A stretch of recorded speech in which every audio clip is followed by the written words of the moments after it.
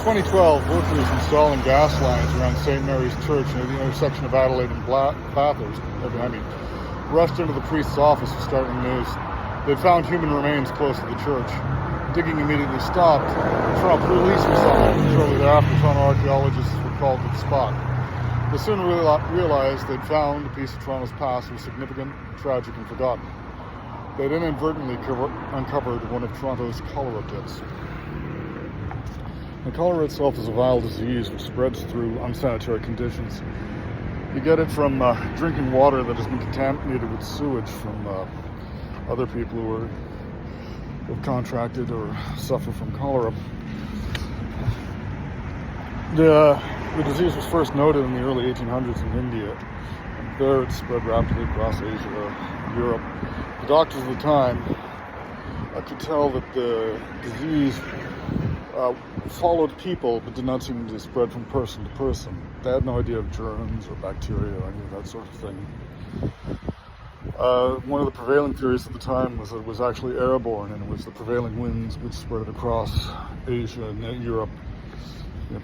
The government of Britain warned its overseas colonies that they could expect to have cholera coming their way soon, and they recommended the colonies take steps. But again, since they had no idea about germs or bacteria or any of that sort of thing, what steps should be taken was, well, not entirely clear. One of the first things they did to help fight the disease was to create a board of health across the provinces of Upper and Lower Canada. This is the first one to be established in Canadian history. At the time, we were having peak immigration for the period in 1832, over 50,000 people across the Atlantic to come to Upper and Lower Canada. Well, Upper Canada, probably another 50,000 to Lower Canada as well. Many of whom were fleeing the cholera that was in the cities of Britain at the time. Cholera first appeared in Gros Isle in the spring, and then it quickly moved up with the ships up the river. So it was, before long it was in Quebec, Montreal, and then on to Prescott, and Kingston, and Cobourg, and Port Hope. Eventually made its way to York and then beyond, Hamilton and other places. Precautions were taken inland, ranging from public prayer and fasting to closing of the alehouses, ordering all houses to be open and aired daily, weather permitting. Precautions notwithstanding, the disease spread rapidly. In New York, the bulk of the efforts to contain the disease fell to the city's first general hospital, located at the corner of King and John Streets. The hospital itself is only a few years old. Reports vary.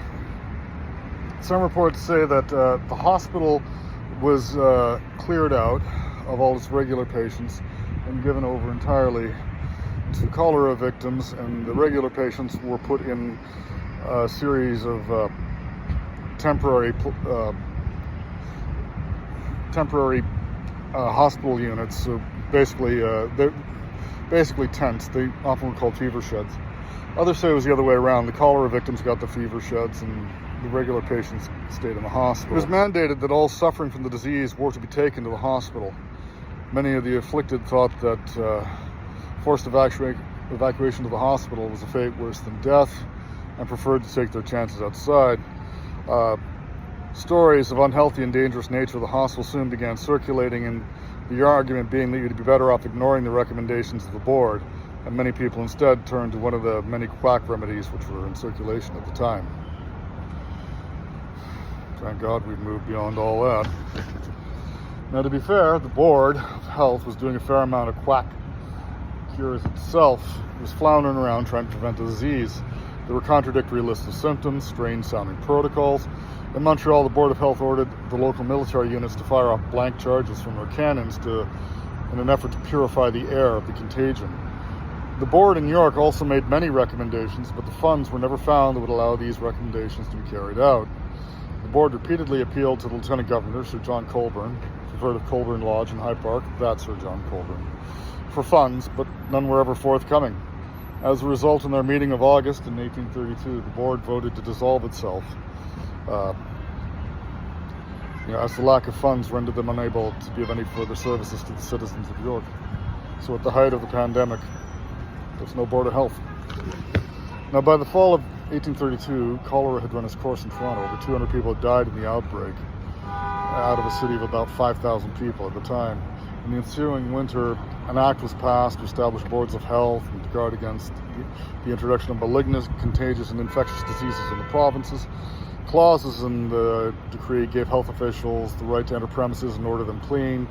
A fine of 20 shillings was established for those who violated the rules or otherwise obstructed the work of the Board of Health.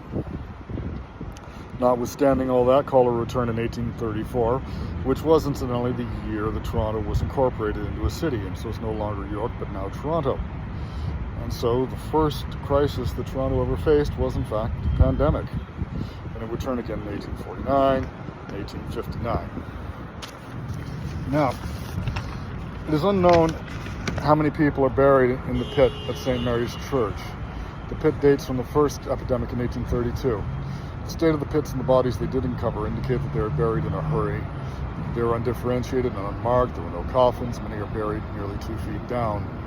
How long it took for them to be forgotten is unclear. The burial site is clearly marked on maps from about 1840, but 10 years later, the original St. Mary's was built close to this spot. And at some point, the graves were forgotten, and the graves were forgotten until the gas lines were built in 2012. Afterwards, however, a memorial, that one right there, was raised over the pit, and this should never be forgotten again. This is not the only cholera pit in the city. Another pit is known to have been dug on the grounds of St. James Anglican Cathedral, in their almost completely forgotten graveyard. As was the case with St. Mary's, it's unknown how many are buried there. The Wikipedia article I consulted originally for this little piece, it seemed to think that the only cholera pit in Toronto was the St. James one, and that 5,000 people are buried there, which would have been impressive, since that would have meant that every man, woman, and child in the city had died of cholera that year. I suppose the last corpse would take the trouble to bury itself. In 1955, when the First Nations ossuary at Tabor Hill in Scarborough was discovered, it was originally thought that another cholera pit had been found. So ultimately, the number of dead, where the majority of them lie, is ultimately unknown.